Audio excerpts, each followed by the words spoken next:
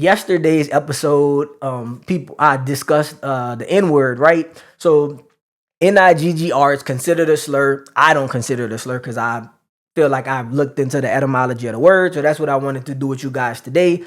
Is go over they say the N word, right? So now everybody knows black people pretty much say Nigga, nigga, which came from Nigger, which was nigger, which was meant as a slur.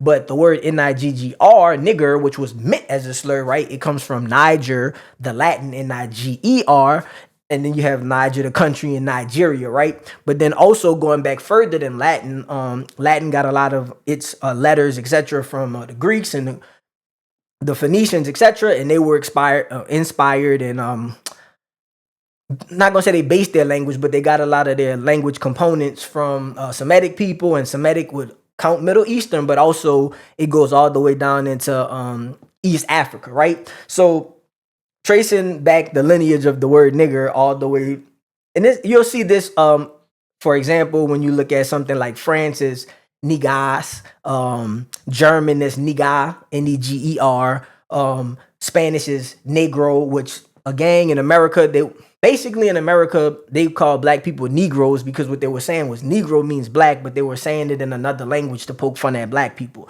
So this is also true of the word nigas, which it comes from East Africa, Giaz. That's the place near I think it's in Ethiopia or it's in Eritrea, one of those places. But that's where the term Neges comes from. It's a Semitic term, right? Negus, and it's nigas.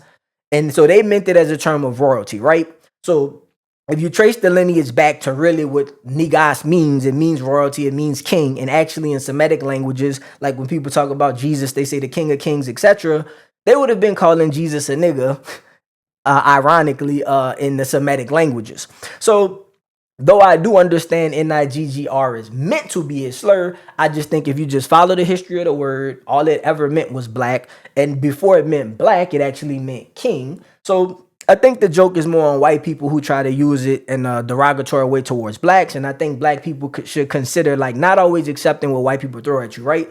So maybe they meant Negro as a slur because it means black. Maybe they meant Niga, the German, Neger as a slur because it meant black. And maybe the white Americans just tried to add to it and put their little spin on it and say Nigger. For all I know, they might have just been retarded because I don't think whites are the smartest and they might have just misspelled the word. But regardless of what their intent was, I just think that black people should know their history and know that when we created the term, because it was East Africans who created the term niggas, when we created the term, we meant kings, we were kings, we was kings, as they say, we still are kings. So I know a lot of people may not follow me on this and they may say, well, now the word means something different. It only means something different because people have allowed someone else to take over our actual word. So not only could we reclaim the word like we said and saying Nigga, we can also reclaim the word in actuality. What it really meant was king. And yes, we was kings. Probably should have played this clip for you guys, but I'll play it so you guys can see that I'm not making up the etymology of the word. Hold on. Negus. What is the language of origin? Ethiopian to Amharic. What is the definition? A king. It's used as a title of the sovereign of Ethiopia. Negus. Could you use it in a sentence? The Negus ruled Ethiopia until the coup of 1974. Negus.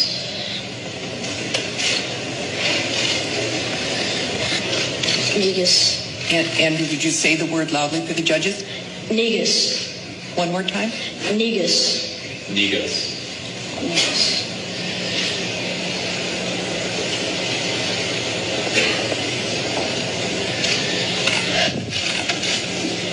Negus.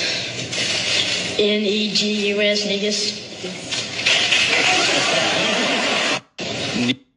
I just think that clip's funny, but like they say, rulers, Ethiopia, kings, and also, I guess another time I'll have to do another deep dive, but this kind of is a graph, a picture showing people. So this is Giaz, this is around Ethiopia, Eritrea. I think that's Ethiopia and Eritrea is right there.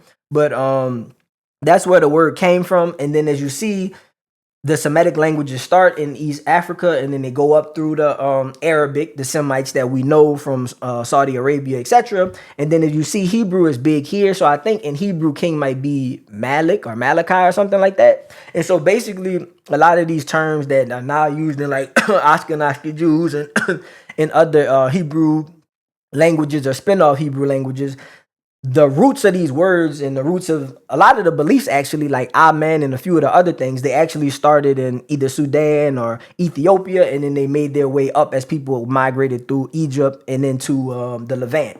So probably another time, on another episode, I'll discuss maybe like the history of Judaism, because a lot of people think of the Jews as the Ashkenazi Jews, but the original Jews were the Ethiopian Jews, who are acknowledged now, but at one point people didn't want to acknowledge that they had Ethiopian Jews. But yeah, so I'll discuss that on a later time and not go off on a tangent. If you like this video, please smash the like button, comment, and subscribe. New shows airing Monday through Thursday.